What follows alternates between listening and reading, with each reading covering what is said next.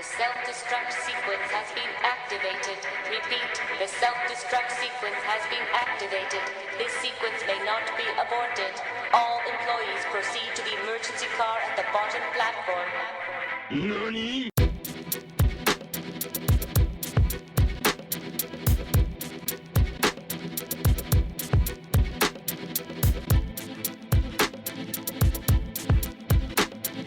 So it's like something as a teacher would tell me, oh, you gonna see this work again. Whatever. And then you get a quiz on Friday. Like, oh, she said I won't see this shit again. And I'm looking right at the same thing I said I won't gonna never see no more. So it's funny to me how life kind of correlates. And I don't know, I feel like I always say I'm trying to find my purpose, but I always find myself doing something to inspire somebody, and I'd be like, that ain't never what I was trying to do, but somehow it touches or reaches somebody. So maybe that is what I'm here for. I don't know. I'm glad you brought that up, because ever since I asked you that question about God, there's been something turning in my head. Yeah, it is. I'm glad you brought that up, because I'm like, I'm gonna tell her what I think eventually. What's up? All right, you were saying you want to know what your purpose is. Mm-hmm. You go out and you speak and you hit so many people, and you don't understand how it connects with them, but it does. I don't, and I think Kenda, that's the crazy how do part. you not know? How do you not feel that is why you were here? I don't know. I don't look at it like that though. It's like, I guess when I'm doing it, I'm in performance mode, and I'm just like, okay, if it helps you, it helps you, but not knowing how detrimental it is to you. You know what I mean? Like, I get you. So when I'm doing it, I'm just doing it. I love it. So I'm doing what I love. Not knowing you love it too, or not knowing you can relate to what I'm going through too. So I don't know. That's the crazy part, because when you're not looking to inspire, I guess you kind of are. Because you're doing what you love, and that's the bravest thing that you could do. Yes, I have to. Because you're original. I have to. If I don't have nothing else that's mine. Even look at that statement you just said. I have to. I do. I have to. Look at that. Like, look at you don't make it an option. Like, that's important. I feel that's your purpose. That's your purpose, kid. I'm gonna tell you. I just feel like it is. Well, I appreciate that. Everybody tells me that, but I be like, You don't see it yet. not yet. I feel like I always say, the best is yet to come. I stand firm on that statement. What's success to you? I feel like we just had the inverse of that question just now. We were saying that success is measured by what the person wants. Well, and if I had to, you saying how would I measure success? No, I'm saying that it's twofold. Just like we say that about success, your purpose is the same exact thing. I feel like your purpose is to touch these people, and your extent of that reach is going to be up to you. You're not looking at it, but those people around you are. Yeah, that is crazy. That's the crazy part. They looking, and I'm just... Even with this interview, this is going to go on YouTube. This is going to be on the airwaves. So many more you're going to touch. Yeah, I hope so. I hope it wasn't a boring interview. I hope it was. Oh man, I'm having a blast, kid. I'm having a blast. It's so many times, and I might have to end up cutting some parts out. I'm gonna be honest with this. So many people I interview are so stale. They're so boring. They just answer the questions and that's it. But when I get people that can sit and talk, like I loved. And if you're listening and I interviewed you, I want you to take no offense of this list I'm about to give. I know you love eternity. Oh, I still talk to eternity. Still. Y'all look like y'all have fun in that interview. And Ross. Yep. And Rena. Quit telling my list, goddammit. I'm trying to make it easier for you. But nah, go ahead. And it's not even a power lines thing with them. It was just a conversation piece. I know. And before them though, but it actually showcased their personality, so you got to know who they were behind the artistry of who they are. Like right. I think when I can hear who that person is, like cause I had looked at Fantasia interview with the Breakfast Club, and I was like, like that's you. She's a beautiful singer, but she's a beautiful person, like wholeheartedly. So it makes you go, damn, I need to work on shit. Mm-hmm. Like, am I looking in the mirror like I need to be looking at it? Am I examining life the way I should? And, you know, just like she say, it's something that's just speaking to somebody. You know, you can make somebody's day. So I just was like, I took that interview and I was like, yeah, there's some things I could take from this. It's funny you brought that up because that is funny. I'll come back to that. I'll come back to that for you. But who your favorite? Who was your? Yeah, that too. I almost forgot. My absolute favorite was actually K. Marie. K. Marie is number one. Yes, because K got so much personality. So much personality. That's a nut in itself. And that nut makes me, I be like, damn. When I first met that girl, I was like, man, that one's going to take me years to sharpen my pen like that. But she's been doing it for so long. And that's one thing that I do respect about any poet. When they're great, you have to say shit, they great. Mm-hmm. No matter how much you want to say it or not. Because guess what? You don't got to say it. It speaks for itself. Right. It shows out. So me saying it ain't nothing. Because they're going to show their ass anyway. Every single time. Consistency. Exactly. So, I can see Kay. Kay's a nut. But she's fun. She's fun. And you can do a lot with that personality. So much. You and Kay are in that category of dangerous women. That I talk about. I'm for real. I'm being dead ass. Why you say that? I'll tell you how I met Kay. I went to an event by Ambitiously His and Her. It's a foundation that helps youths who are becoming parents at a young age. Got invited to speak there. Awesome, cool. I met her there. Just clicked. Personality was tight. Everything. So we did another podcast recording. And she just so happened to stop by because she was doing photos for Raina. And I was like, oh, you were the young lady I met at the such and such. Do you mind sitting down and, you know, chopping it up with you? Just sitting and shooting the shit with us while we record. I picked her brain, Kay, before the recording for every bit of about maybe 20 minutes. And I felt like I knew this woman my entire life. Like, just the perspective she gave, just the thoughts. And we talked about when women like you enter the room, no disrespect to other women, the dynamic changes. The inner woman in every woman comes out. Whether you're confident. Not the shocker. Dead ass. But it draws, if they're insecure, you can see it, the mood changes.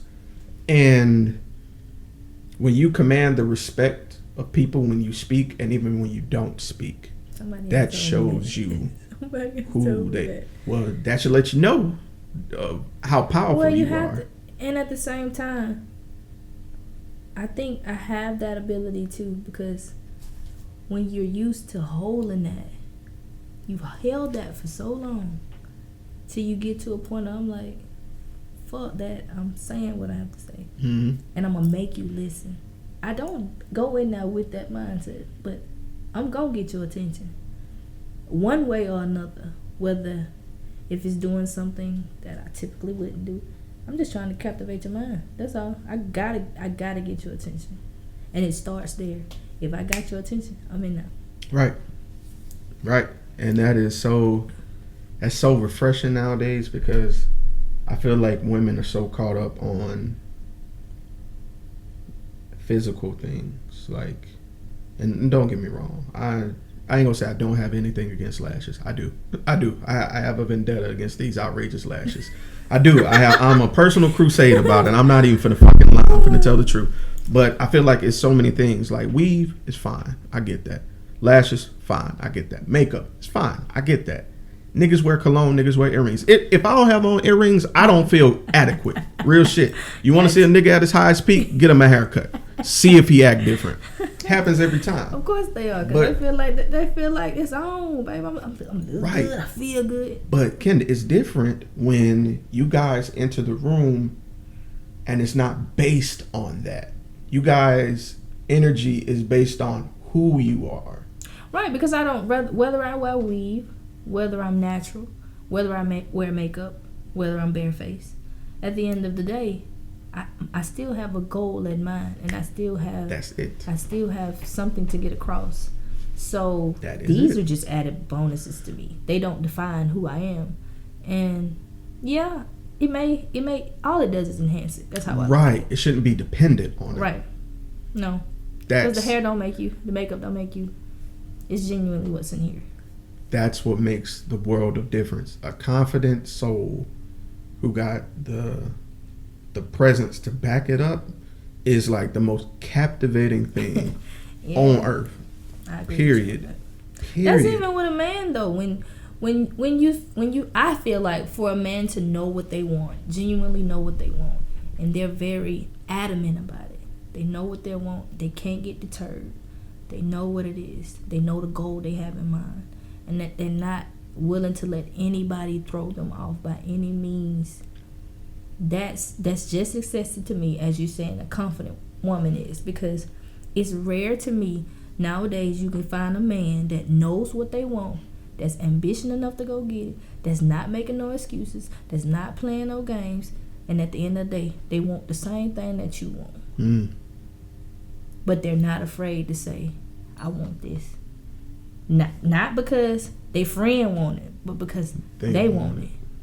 And it's rare to find that. So when you find that, like I say, I have a lot of male friends, but I'm very straightforward and they're very straightforward. And I think that's what makes the friendship a great friendship, because we can talk about anything. It don't matter female or male to me. It's the person that I can connect with, that if I can discuss this, if I can discuss that. Like, I know where to go with you with this. I know if I can talk to you about this. And I can't talk to you about it. So, but when it's open, that we can talk about everything, that's refreshing, because it's rare. You're not going to find too many friends that you can be an open book with, right, without being judged. Just being your natural born self. It takes too much to act this way when I'm really this way. But I want people to see me for this. No, fuck them people. That's where I'm at with it. Like, when people get mad, I mean, I tell people that. I always tell people, even exes, whomever I was when I dated you, I need you to understand I'm not that individual now.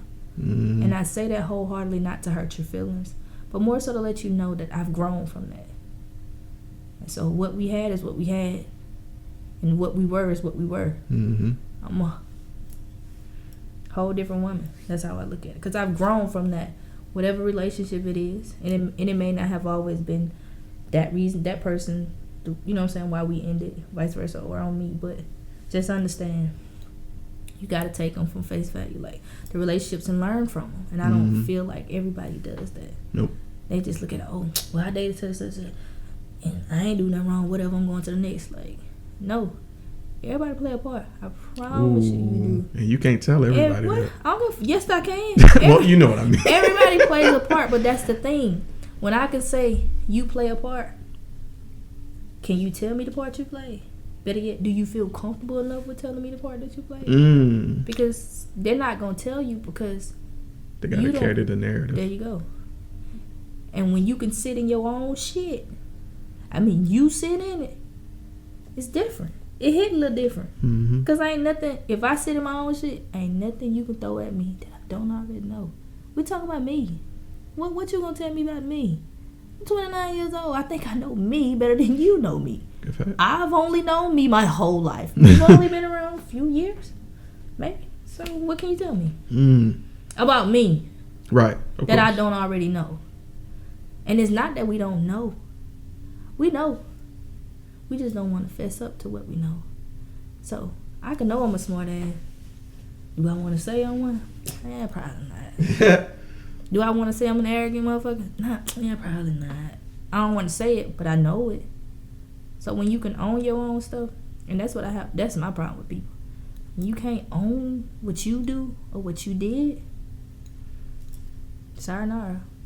Because you got to fess up that, okay, I played a part in this. What role did I play?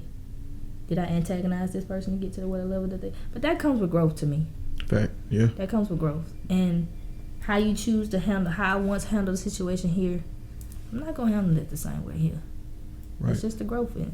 You're right. I think it has to do with what your end goal is. That too. Because early, of course, when you're young and you're in your 20s and you're dating and shit, and you're like, I just, they weren't for me. They weren't strong enough for X, Y, Z. There's always the excuse of why I didn't meet. But like you said, it's always two people that intertwine with that. And I'll even be a little bit more broad. I'll say a third part plays in that, and that's environment. Right. The time, finances, all that shit play a part. And who else is in their fucking ear? Oh man, I found that shit out the hard way. Whoever, and I don't get gotta be careful who you vent to. I'm not dating. Yeah, I'm not. If your mom don't care for me, that's fine. I'm not dating your mom, and I'm not asking for your mom's approval. I'm dating you, so therefore, if you can handle it, eventually she gonna have to deal with it. Right. So that's how I look at it, and you can't be. Everybody should know what you got going on. Mm-hmm. You got to know what ins and outs to have as far as conversations. Like, yeah, I'll vent, and I always tell myself, I'm not gonna give nobody no advice that I myself wouldn't follow. There you go. If I have a friend in a relationship that's doing this, that, AZ, I can only speak from my perspective, what I would do. Now, what you choose to take from that, am I trying to change your, your thought process? Absolutely not. Because guess what? I can't change something that you already made your damn mind up on. I'm not trying to change it. Only thing I can do is give you the advice if you want to take. I used to get mad, cause especially if I know I'm giving you advice that I know this the right advice I'm giving you, and you just choosing to do otherwise. But then I'm like, you know what? I gave you the right advice. What you did with it is what you did with it. Don't be smiling, man, I don't know how this happened. Yes, you do. I told you what the advice was. You just didn't listen. So, it's okay. That's how I look at it. I just be like, live, learn, grow. That's my whole motto. You don't add to me, you gotta go. That's where I'm at nowadays. It was, I'm gonna lose some friends. Have I lost some? Yes. Oh, yeah. Am I gonna lose some more? Yes. Am I gonna gain some people that's beneficial to me? Hell yes. And them the people I want. What's crazy about that is I lost 12-year plus friend. Really? I don't mind talking about this. This is personal, but fuck it. I always talk about being 100 on the recording. Well, fuck it. We're going to keep it 100. Good friend of mine. It was 3 of us. We all met the same day when we went to college. All met on the same day. I met them. They were roommates. All clicked. Chicago, Mobile, Indianapolis. Interesting group. Chicago, right. Indianapolis, and Mobile. Okay. Tight. 3 fucking amigos. All city people, huh? Right. That's probably why I clicked. Probably. But we complimented each other, and I was the thinker. My boy Wyatt was the empath. He felt everything where everybody was come from. He was able to relay. Mike was I guess you could say he was the ride or die type. But we're coming with that mindset. Ride or die isn't always the best. It isn't, because sometimes they can't discern right from wrong. Right. 12 years plus. My boy was going through a divorce. Horrible. And he had kids involved. Now, I'm basically an uncle because I consider these other 2 my brothers.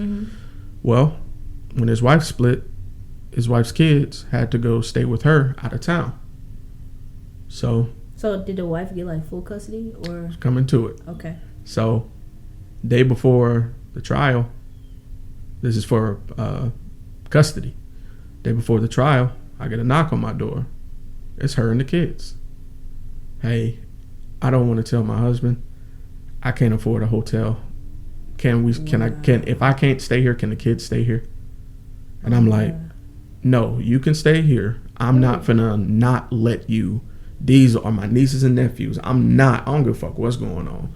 I'm gonna do right by them. Right. So I let them stay. The next day, something happened, but they would have to get an extended trial, whatever. Best friend comes there. Why the fuck you didn't tell me you had the kids over here last night? And I was like, well, to be honest, it's kind of sudden. She came to the door with the kids. I wasn't finna say no. You should have told them no. Why should I told them no? Them your kids though. I was like, thinking with that person sound like they thinking with the idea of trying to make sure to tell the wife no instead of thinking about the children. That's what it was all about. And I realized at that moment, if you can't respect why I made that decision, we ain't got nothing else to talk about. we can stop here. And quickly and surely we ended. Like it plunged from there. It's funny, he had a little female in his ear. Oh, they probably fucking. That's why they was over there. And I'm like, how dare you? How fucking dare you? With your kids there, nigga? Right. Really? And how well do you know me as a friend? Like, I ain't never came at your wife's sideways, nothing like that. And the funny thing is, I had to forgive myself out of that situation because the reason the divorce really happened is because of domestic violence. And you had to go. I would have to come and get him and take him out. But see, you know what the question I would have posed to your friend? What was that?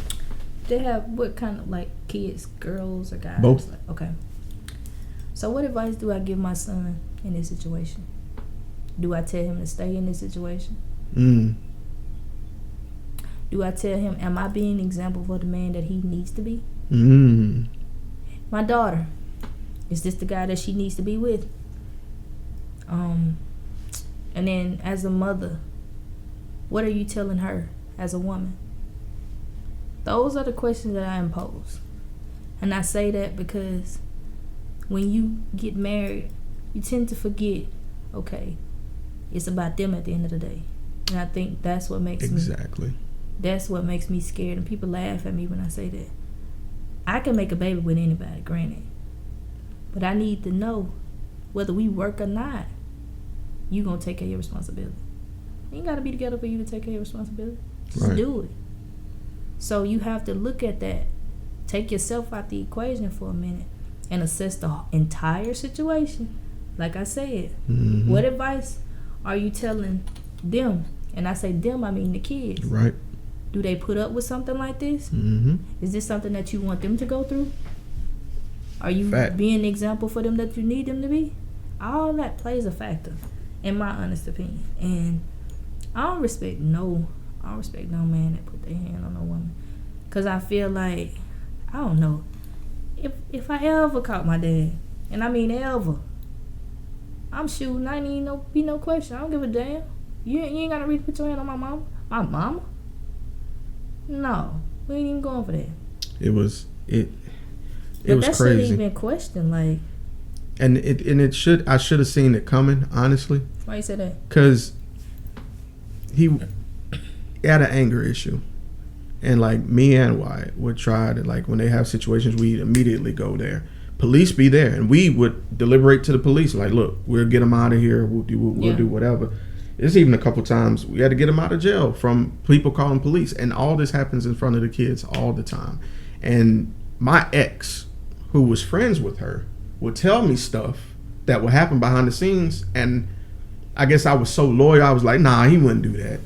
He wouldn't do that. But now, when I saw that response, if you willing to, if you want me to shut the door on your kids, man, just because you beefing with her, and you mad at me because of that, all right. Put your pride to the side. It ain't about you or her.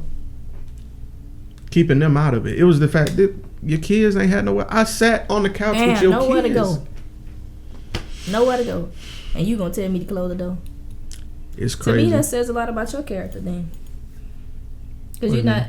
I said that says a lot about your character. I mean, in the sense of your character as a human being, that you have compassion enough to say, these are my nieces and my nephews. They clearly need somewhere to stay. And you can't just close the door.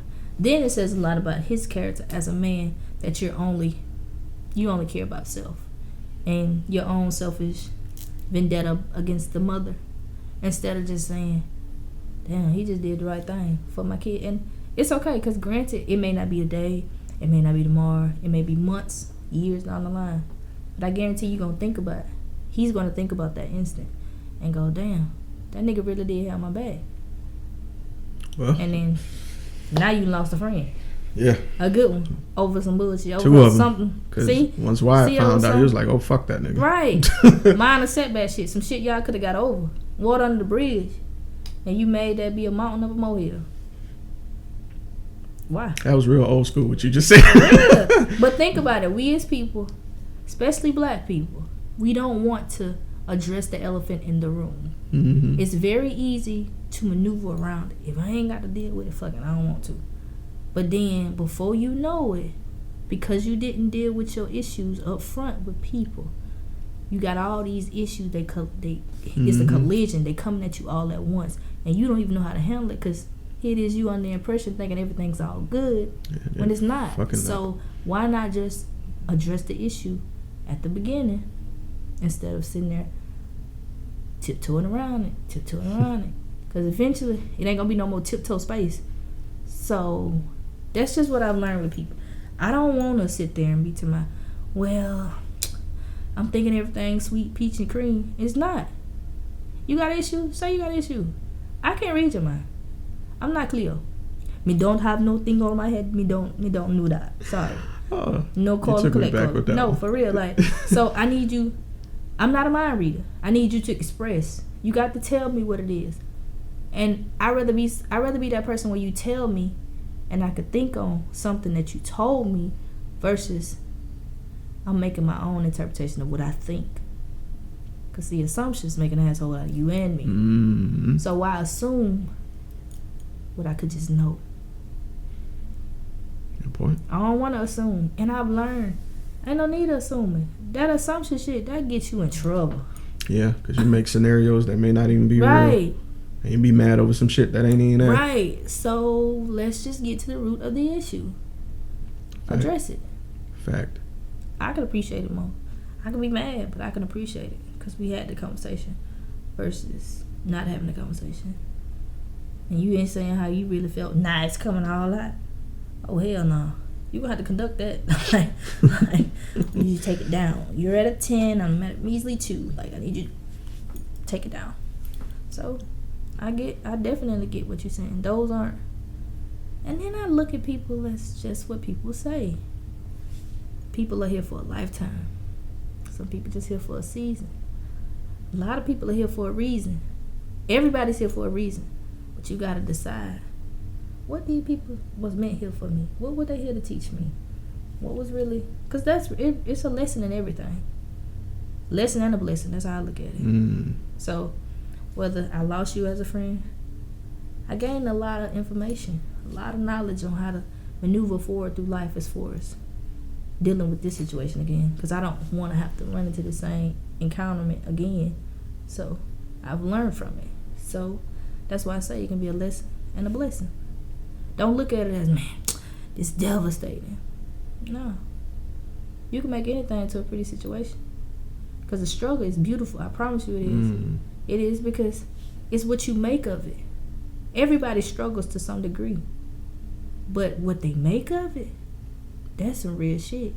That's the beauty of it. Because you don't know what they gonna come up with. And then when you see it, it's like, oh, well, that's what they was coming up with. And you didn't know. So that's how I look at it. Struggle, beautiful. Think about it. When you go through the struggle, it makes everything that much more sweeter because you want it more. Right. You want it more. That determination, that hunger, that aggression, that ambition. It's a different type of gas, right. Man. It's different. It hit very different. So when you struggling, I know it make you want it more. You want it more than you ever could have wanted it. So I could appreciate my struggle. Whatever, you have to look at it like that. And as my friend always tell me, my friends T always tell me, it could always be worse. And that used to make me so fucking mad, because I don't want to hear that. What the fuck you mean it could always be worse? That ain't the shit I need to hear right now. But he's absolutely right. And I thought that was just a military thing. But when you look at everything, you take a second to just assess, step out of yourself. Look at it. It could be worse. Somebody's going through something far difficult than what you're going through. And yet, you're sitting here dwelling on this, that, and the third. Not appreciating what you do have. All you looking at is what you don't have. But what you don't have is, you don't have it because you don't want it. Not because you can't get it. We don't never use all our resources. I feel like. We'll say we won't. Like I say, you have resources. We all have them. But are you using your bag of tricks? And people say, well, I ain't got none. I don't do nothing. Everybody good at something. You have to find your niche. what's in your bag of tricks? Well, I don't know. That's for you to figure out. But everybody has something. And with that something that you have resources that you can detonate around. Because you're going, and I say that because we all encounter different people every day. Mm-hmm. Not knowing the people that you encounter that could be beneficial to you. But are you using them to your best ability? We don't think like that. I know we don't. I don't know. That was deep as fuck. I was. People say that, but I think a little different. I do. Mm-hmm. When I say different, I do mean deeper, because you have to ask yourself, okay, I went to go see Ayanna Van Zam, and I think that's the best thing I ever could have done. When I say that, my cousin was like, did she fix your life? I said, nah, because all y'all asses wasn't there. I'm sorry, she gave me what she could, because I needed y'all asses to be present. But it's crazy, because everybody be like, can you be a great motivational speaker? And I'd be like, think you would. I don't know about that, but I don't know. It's just not something I had ever thought about, and that's usually what I say. I don't think about that. I'd speak from here. Like I said, this is from here, not knowing who it can impact or whatever. But I do feel like when I went seeing that lady, I was on a high, for a good 3-4 weeks. Damn. I was like, shit. Woo, what kind of crack that is she got? But I mean that in a sense because, granted, as she says, in order for things to happen for you, you have to be able to do the work. We don't want to do the work. And in my Ayanna voice, beloved, how is it going to happen? Mm-hmm. It's not. You can't expect this, that, and etc., but you're not doing what's need to be done on your end. So I took that and I applied that to life. You don't do the work. You don't get the resources. You don't work, you don't eat. Man. Right. So, and to me, that's in everything. You don't do the work. Relationship, you don't get one. You don't do the work financially, the benefits of that. Right. It works in every aspect. You're right. So, do the work. We can't. It's enough with saying what we want to do. What are we doing? What are we doing? And I go, damn, I need to get my shit together. Because it was just, to me, it's just confirmation. That's how I look at it. A lot of my thought for the days is more so premeditated on my thoughts. But then at the same time, when you see somebody like that, that's more. That's more. So, and then you read, and that's more. That's more. So it's like, what are we really doing? Are we really, as I said, are we really using all our resources? And 9 times out of 10, we're not. Mm-mm. I think it's, like you said, not having that 360 assessing ability to see what's really around you. It's okay to step out yourself. Do that. We don't Niggas do it enough. Niggas are scared to do that. Well, niggas are scared. How you gonna be scared to step outside yourself? And you ain't scared to shoot a gun? That's backwards. You want to kill somebody? You rather kill somebody instead of assessing the whole situation before you do it. It's true. Right. So no, you gotta think. Even if that little, man, your thought can change everything in a blink of an eye, in a blink. So you need to think. Think, not just, oh well, tomorrow everything's gonna be roses and peaches and the sky is gonna be orange. And no, think. And think intuitively. Really think. Don't just wait for, as I say, stop letting society teach us what we need to know. Look up that shit. And I say that in one of my pieces because I mean it. Stop. I feel like we rely on everybody else. And I say everybody else, I mean society, to teach us instead of just get familiarized with it yourself. Have you ever picked up a book? And that's the first thing people say, well, especially for black folks, you want to hide something? I just put it in the book. Because I know you ain't going to look. Said it in one of my favorite songs. I know you ain't going to look. Something from a nigga, put it in the book. I know you ain't going to look. I know you ain't. This nigga here gonna look though. I promise you, this nigga. I can't speak for the rest, but me, she, her. I'm going to look. I'm sorry. I have to. I mean, I'm shortchanging myself if I don't.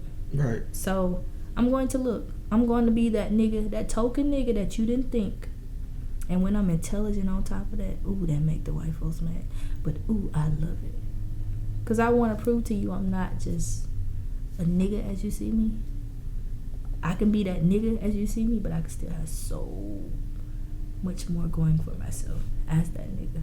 So as Jay-Z said, whether I'm a black what the nigga say, whether I'm a house nigga, field nigga, Mm-hmm. still a nigga. Mm-hmm. Yes. Still a nigga. So you call me what you wanna. I could be the richest nigga. I'm okay with that. I'm still riches in there. So I mean, we got some people that have, I feel like we have so many people as far as celebrities. They don't realize the impact they have either. They don't. And you I look why? at that and I go, it's funny because they don't have that outlook you just said. That 360. You got to have that though. Like you got to have that. I say that you have to have that because it's so many eyes on you. Right. And they could literally make a change right. with just a bar in a song. Right. Because it's that inspiring that it leaves that type of impact on people. So just think what you could do. You ain't even got to just be with you. Imagine if I get Jay-Z, Diddy, Oprah, Tyler Perry, one room. That's a lot of black power in one room. A lot of black power, a lot of Shout money. out to Tyler Perry, by the way. Right. That's what I'm saying. Like, That's just imagine. nuts. But Tyler Perry is the exception to the rule. And I say the exception because that's the only one I know or that I hear about. No disrespect to any of the names that I previously dropped, but that's the only one that's, like I said, reaching from back here to get somebody else. It's true. Yeah, you're damn sure right. You're damn to sure help right somebody there. else. To help somebody else. He damn sure he got everybody from his plays and shit and established them. And But then you they know do what? the same. But you You're know what I damn respect sure right. about that? Everybody ain't gonna give you the game. He went and got it. Found it out. Everybody ain't, and I say everybody ain't gonna give you the game in the sense of he puts his people in position. You think everybody gonna do that? Most people not gonna do that because they too scared you gonna step on their toes. Gonna take away their coins. Right. Where is it? He don't care. You know why he don't care? Because he know what he is. He know the kind of person that he is. I know where I stand. I know what I can bring to the table. And guess what? If you're better than me at it, just say, okay, you better. But ain't nobody doing what Tyler doing. Nobody. So guess what? As of right now, I'm sorry. Ding dong, the witch is dead. He's winning. Oh yeah. That's how absolutely. I look at it. But especially with that last move. That yes. studio. Amazed. Period. I just want to be the person that say, hey, how you doing? Welcome to Tyler. Nigga, let me just check your badge. Like, let me, beep. Have a great day, How sir. are you doing? How are you doing? Welcome to Tyler Perry Studios. TPS. Right. Security. Let me do it. I don't give a shit. But nah, Visions I used to come give to him life. so much shit until I sat back. I listened to an interview he did. Because I had a big debacle with black church versus white church. I had a big issue with it. And I was like, yeah, Tyler Perry is for us, but he always going to these cracker churches and speaking now. And I realized I had to meditate and check myself, because at the same day, it's not about the color of their skin. Not at all. Because some of the biggest snakes look just like me. Right. Some of the worst people are black just like me. Right. And God bless him for having discernment to want to speak his piece and tell his story wherever he goes. Right. And that's something I had to learn. That's something I'm still learning, because I can get in my feelings and stuff, but at the end of the day, with what I want to achieve, I want to make life better for everybody. I didn't say just black people. I want to help Mobile. Right. Mobile is black, white, Mexican, Chinese, Korean. And that's how it is around the world. Right. So kudos to him, because he made me open my eyes recently after sitting there listening to the dream he had. Because my goal is always legacy. What am I going to leave behind? I want to be the answer to a question on a Black History test or something like that. I want to see my name somewhere. I don't give a fuck where it's at. You gonna see J.A. Evans some fucking where in Mobile at some point when I leave. And how can I do that if I'm closed-minded? Mm-hmm. One of the biggest people who gave me a break was a white woman last year. So then that makes me ask you, is it really about the race? It isn't. That's what I learned. That was the hardest thing to come up to. Remember I was talking about how God gives the ability to do things and we set limitations? We do the same thing with race. Mm-hmm. There's nothing wrong with supporting black people. There's nothing wrong with supporting black businesses. But just support, period. Support. If I'm going to be about Mobile, you got to preach support Mobile. Right. That's what I'm learning. With everything that comes with it. Right. That is what I'm learning. Agreed. That is what I'm learning. So it was a very hard pill to swallow. But I had two white people change my life for this podcast. One is an artist by the name of Kat Pope. And I sat down and talked with her for an interview over the phone. And she's a dope artist. I'm talking about this girl can paint her ass off. And she brought up how before she encounters anything, she remembered God first. That's a recurring theme in my life on that wall right there, God first. And she reminded me of that. And I had to get back. Did to me. Gotcha. If you want to be truly connected to the source, you got to put that first. And it's really hard to do. That is your source. Exactly. That's your first source.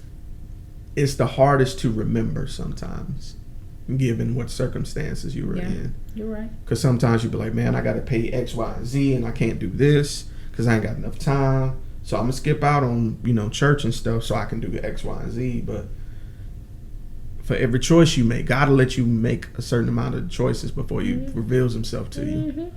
And so when you make decisions, gives us enough rope too to hang out. So. Man, and I was in that bitch, toes dangling, like, okay, I get it. Okay, I get it. Help me, God. Okay, I get it. And He comes through, and I feel like God is like a parent, cuz like the more I tell this story, and this is probably like the third podcast I say this on, I feel like God is like a parent. You ask Him a question over and over and over and over. After a while, He's just like, I'm not going to answer. I know I already answered you once. But then I think He hears us. Oh yeah, But at the same time, I go back to what I said. We ask, but are we doing everything on y'all end? Nope. That's the difference. That's the difference. And you know what the fucked up thing is? A lot of times we know, but we don't want to admit it. It's that comfort of lying to yourself. In denial. The whole time. The whole time. But it's easier to lie to yourself than to be able to identify and say, yeah. Because it's harder. Because you got to look at yourself objectively. And that's the hardest shit to do. Because when you're your own critic, when you have to review yourself, and you have to grow, you're going to see all the shit you did. Because the crazy thing is, when people, you deal with liars, right? And I can't stand being around people that lie for no reason. When you by yourself, I often think this, you're a liar, right? And when you by yourself, you know you lying. So does it eat you up more? Does it eat you up worse? When people have like addictions or stuff they preoccupy themselves with, whether it be alcohol, bad television choices, or certain types of music, I feel like you need to work on something, but you're putting it off. It's like procrastinating self-entitlement or self-embetterment. Agreed. So when you sit in your shit, it stinks a lot worse. So now you got to create a false narrative around yourself to shield your sanity because you're refusing to deal with it. But it ain't no beneficial in that. It isn't. It is extremely detrimental. And when you get somebody, watch this, when you get somebody that can see you for who you are and see through all the shit, it scares the fuck out of you. It shakes you to your core. So you don't want to deal with that. So people that are actually potentially good for you, you can psychologically tell yourself they ain't. Boom. Been there, done it. Man, listen, I'm going to tell you something. All right, so a couple people know this, a couple people don't. I'm a poet as well. Okay, cool. Did poetry at A&M all the time. I was part of the poetry club there, spoken word, everything there. I've been working on a piece called Dear Athena, and it's part of a book. a book I'm writing. I'll go ahead and say the title because some people I know. think somebody called me. Oh, this is Mrs. Let me. Get that. Yeah. Hey. Yeah, I'm sitting here, me and Kenda doing a podcast episode. Ashley say hey. Hey. She said hey. I was telling her sister about her, because I thought she was coming on too last night. But she said she had a church, something at church. Yeah, she had to go to an event. She got all fine on me. Didn't tell me how fine she was getting. She sent me pictures. I'm like, you look stunning. But she was working on a piece. Yeah, so I'm writing a book called 88 Text Messages Not Sent. The concept is the entire book is going to be in the format of unsent text messages. Guys, and I'm sure girls probably do this shit too, but I'm saying guys because I'm a guy. Yeah, ringing again. That's Christina. Hey Marie. Hey. What's up? I think it's sweet. No, it's Kay. Yeah. I didn't do it. Hey, sweet pea. Lord mercy. Hey. Hey. Happy birthday. Happy birthday, lady. Still Hey. celebrate. I am doing an interview right now. I'll let you see who I'm interviewing. Hi. Okay. Hey, kiddo. Hey, Ebony. So I'm gonna have to exit out because we ain't done because we are literally recording. So I'm gonna have to get up with y'all. You Kenda how she was the goat last night. We were just talking about it. We talking about it. Anyway, so bye, you guys. All right. Bye. All right, Sam. We're crazy. But yeah, see, your Crazy. reputation precedes you, cuz. Trying to tell you.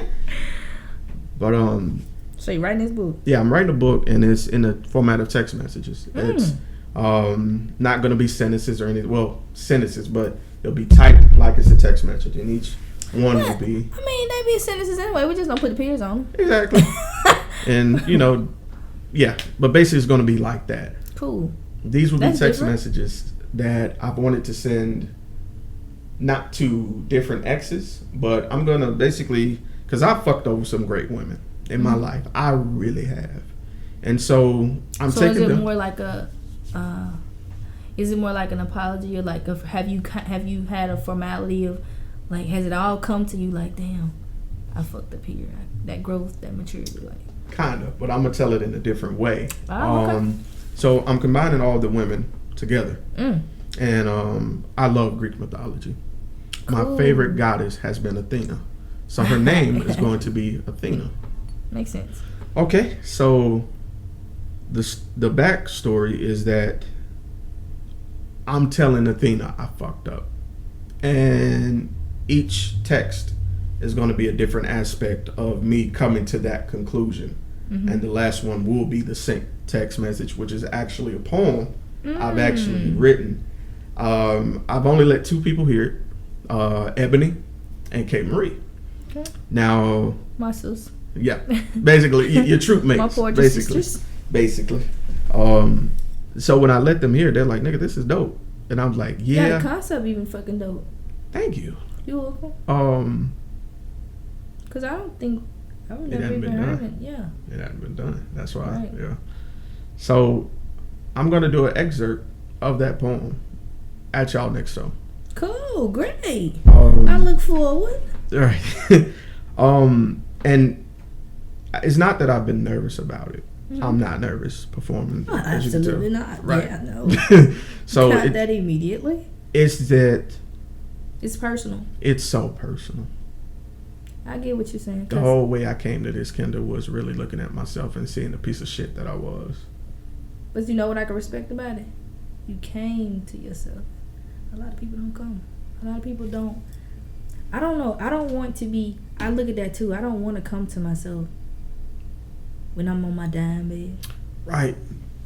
When I'm just at my last breath, my last sake. No, I don't want. Because if you think about it, maybe if you identify with yourself sooner, some of the circumstances, the situations, the decisions, the choices, it wouldn't be the same. Right. So it's crazy because you wish you could kind of jump in front of that ball, and some of us can. We just choose not to. And some of us have that fuck it mindset. Like, whatever. I thought I had that for so long until I had attachment issues.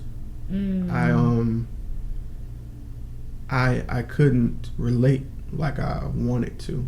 It felt like I was becoming an emotionally sociopath, kind of, sort of. So like, when you're saying you could relate, expand on that, like. Okay, gonna keep it 100. People would say that they could be with somebody, cut it off, and then go do whatever. I was that. Oh shit. And you that nigga. Kenda, You that nigga.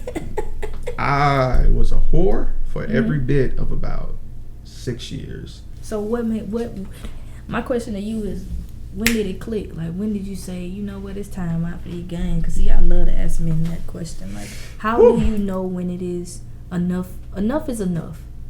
How do you know when you're ready to say it's time out for the bullshit? I'm ready for a wife. I don't want to treat my wife as my hoes and my sluts that I've played around with. What makes her different from all these others over here that you got over here? All the bullshit? Yes. I'll tell you what. There was a woman by the name of Ebony. Not this Ebony. Not your Ebony. Ebony and I were just having sex and having fun, but it was different with Ebony. I could talk to Ebony. Ebony would walk in the room and get my attention in a room full of people. It wasn't about what she was wearing. It was the confidence and the conversation we could have verbally and non-verbally. We connected. That's deep. Now, the problem was, Ebony and I were fuck buddies, but my soul wanted her. I wanted this woman in every facet. Beyond sex, we would have sex, and I don't even smoke, but she roll up one, burn one. We you listen. Right there with it. Cause I lay in the bed with her. We listen to instrumentals. Cool. You just go. Cause we both love music. She played the instrument. She played the saxophone. Oh, that's. I play a little bit of piano. So. Oh my God. Man, so it was there, Yes. but she was a shitty person. We'd have sex. We do our thing. We connect emotionally. We get almost to a relationship. She disappear. 2-3 months disappear. That sounds like some catfish shit.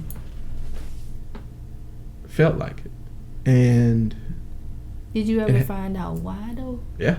So after she did it, we did this for like 3 years. After like the fourth time. Yeah. Yeah. And my heart couldn't take it, Kendra. Just think though, you could have been missing out on somebody who really was genuinely there for you. Think about that time frame, 2 to 3 months. I heal, get and then over, you open my womb back up, and she's right back down. And so I couldn't get over her. Never could. That's why it's important to cut. That's why the fuck I cut exes off. I don't mean to be rude, like, no, but I got to grow from it, and I need you to go. I couldn't, no matter how much. And then if it was like she was my sweetest poison, I swear to God, she was everything I wanted but didn't need at that time, all together wrapped up in one.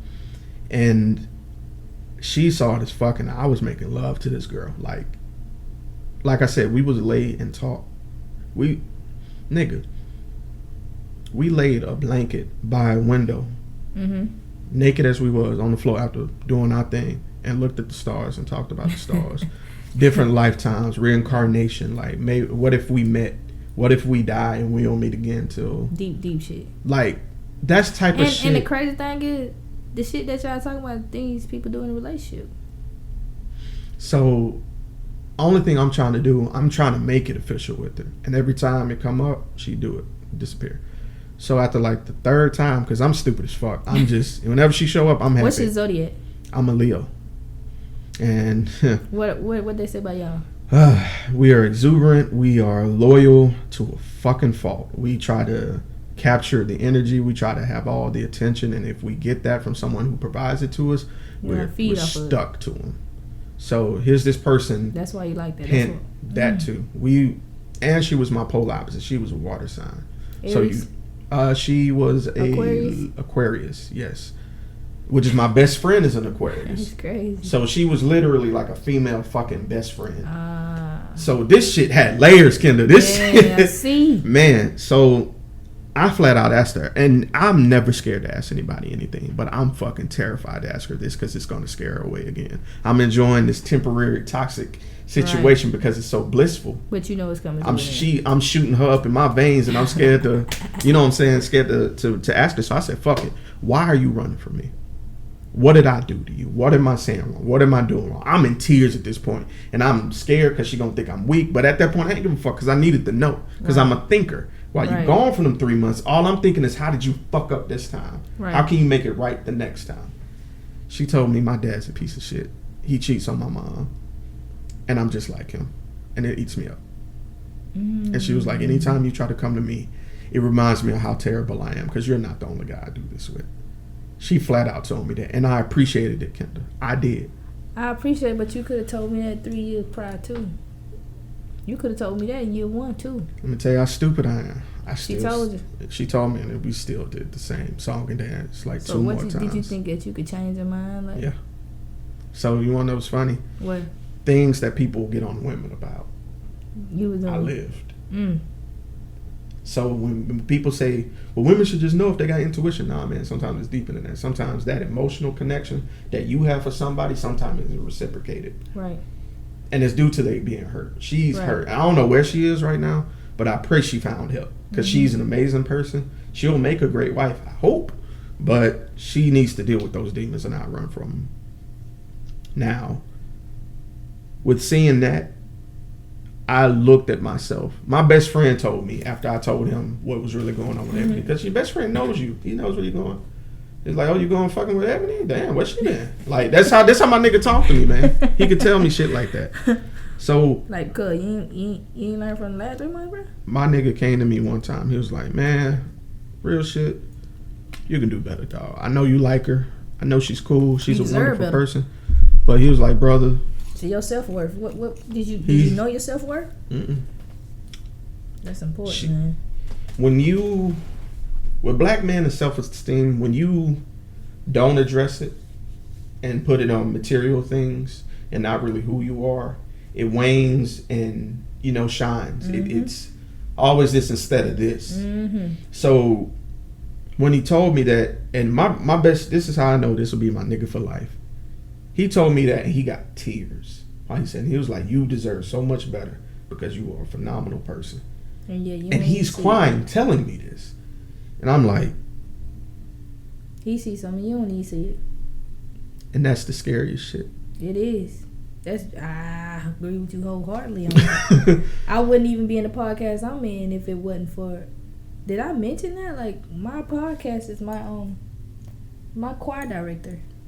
What? My choir director at Bishop. I call her my musical hummingbird. And I say that in the sense of... That was beautiful, by the way. That's what I call her, my musical hummingbird. And I say that in the sense because she made me realize I have so much to offer, whether it's music, everything, every aspect. There are layers to me. And I gave that lady hell. I really did. I told her son that when he interviewed me. I was like, he's like, man, my mama loves you. I said, bro, I ain't even finna lie to you. I gave your mama hell. But I only gave her hell because everything that she was trying to teach me and instill in me, I knew it was for the betterment of me. I didn't want it. I didn't want it because I was running from it. And I think I laugh now because look how things shape. She's gone back to New Jersey. Now her kids are down here. And ironically, I get to do this podcast because Fred had came to me and he was like, well, my mom had suggested you. And I was like, she did? He was like, yeah. And we went out to dinner and everything, just talking about the podcast. He's kind of interviewing me in the process to see if I'm even worthy, did I have the credentials and whatnot. And I told her I would go, like I didn't have a problem with it. And we talked and we laughed. And he was like, I can see why my mama love you. And I was like, yeah, but I didn't see that at the beginning. Your mom came with that up front. And I feel like I shitted on her. So as I always tell her, any success that I have, we have. because she made me see myself deeper than what I saw myself, whether it be musically, writings. I took creative writing because she suggested it. You took that too, huh? She suggested that at Bishop. I wasn't going to do that. But I was writing so much. Everything I write, I give it to her. She be the first person to read it. Damn, my friends. I give it to her. And I give it to her because she's the music. She knows. Like, so everything I'm writing, I'm giving it to her. That's my baby. And I'm sharing my work with you. And so that's what made me say I do creative writing. And then it just blossomed into so much more. But from the beginning, I gave her so much hell. Because I was like, man. That's why I'm a little rebellious one. But I'm a Sour Patch Kid. But eventually, like I say, start off sour. Yes, but I'm so then they sweet. sweet. Like I wouldn't be. I like to think I wouldn't be where I'm at, cause everybody plays a factor in your life, and I'm okay with saying the part that she played. I'm very much so comfortable with saying, you did this. You made me look at some same thing I said about Shamika, my mentor, and Noah Brown. I would say that about Miss Schamberger, my mentor now, still my mentor. I don't never think you're too old to have a mentor, because I can grow in every aspect of the way every day. So why does age have to matter? So I have to think, definitely have to thank Miss Little for that, because it's crazy. Now I'm in a podcast with her kids, and I'm like, how the fuck this happen? Like, but that's funny. It just, but she treats me like I'm one of her kids, like. That's like my mom, because that's what I tell her. And her birthday's literally the day before my mom's. Wow. I was like, shit, this is crazy. No mistakes there? None. But I say that, and I mean that. I call her, I gave her a pendant, like of a hummingbird. And then I think last year I had sent her like this plaque, because I never forget, she gave me my first soloist. So that plaque was a silver plaque. Like, it'll be platinum one day, but silver plaque. And I wrote the name of the song and everything, because she had wrote it. She had actually wrote that, and I sung it. So I sung that actual piece that she had, and so I just put the whole choir picture on there that I have, and I sent it to her, and she's like, "Oh my God!" I was just like, "Yeah." I thought that would have been sweet. That is. So I try to put a lot of thought behind anything I do, for the most part, whether it be decorating, whether it be, friendships or doing things for people, because you want people to do things for you, and you want to be able to give it back. And that's how I feel about it. I want to do for people, because if I'm in a position that I can help somebody else, I want to. Because guess what? When I'm down, I want somebody to help me. Right. So that's how I feel about it. But it's crazy. But that's how my podcast came along. That's dope. And we'll see. Looking at the sum of the parts. Yeah, God don't make mistakes, man. I don't think he does either. I definitely don't think he does either. And it's crazy, because I vibe with them, and I be like, shit, they like my brothers. Like, I vibe with them, so it's like, it's cool. I just like, when she had said that, she was like, hey, I don't know how you feel about it. And I was like, hey, I shoot my shot. She's like, Ken, I think it'd be great for her. I said, well, we'll see, because people be like, Kendall, man, you funny as fuck. I be like, you are hilarious. I just be chilling, be cool. It's funny. I'm gonna tell you a secret. Of course, I did Power Lines Poetry. I interviewed everyone except one, Hayes. I'm gonna get him eventually. It's just life happens, Right. Shit is tough sometimes. I was like, while doing Power Lines Poetry, I'm like, I got to do black on black rhyme. How the fuck would I do that to my people? Right. And, you know what I'm saying? Yeah. And not do that. I'm gonna tell you the truth, Miss Kenda. You were the first one I wanted to interview. I'm gonna tell you why. Why? I've come to so many shows. I've never really had a dialogue with you. Yeah, you didn't. And I was like, I want to pick her brain, and I want to do it in a way where it's mysterious, but at the same time, I think it'll be fun for both of us. Cool. So that's why I approached you first. Everything I do is kind of strategically. I'm like that. But I'm not gonna tell you. Right. I'm just telling you, just because we've talked so much. But nah, I wanted to get you first, because I was like, she looked mean, but I know a lot of people that look mean, but they just are thinkers, and I think she's a thinker. And with this Very conversation, this lets me But know. I feel like, how do I put it? People, we all prejudge people. That's how I look at it. And Yeah. and I can come across as mean, but you have to get to know me. Mm-hmm. So once you get to know me, I'm pretty cool. I think, as long as you don't fuck me over, we good. But you fuck me over, you got to go. Like, I ain't even trying to be rude. I ain't gonna keep you waiting. I'm just gonna go and tell you got to go. That's a nice way of doing it. You don't want to see this me, the other side, cause she can be mean. But that's pretty much. I do. I think I have a lot to offer, but I've heard that a lot. People be like, "Kenny, you look so mean," and I be like, "I'm not mean. I'm just constantly my mind is always churning." You have a stern face, like you. But I mean business too. Mm-hmm. I'm very much about my business. Yes, ma'am. So I want you to see that, like, not that I wish you could have saw your expression. You was like, I'm very nice, but I can be mean too. Right, I can, and I know it. I know it. I'm not denying it in any way, shape, or form, or fashion. That's me. But guess what? By me having that look on my face, you take me serious just off my look alone.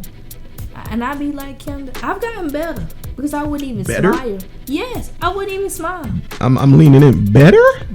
I wouldn't even smile.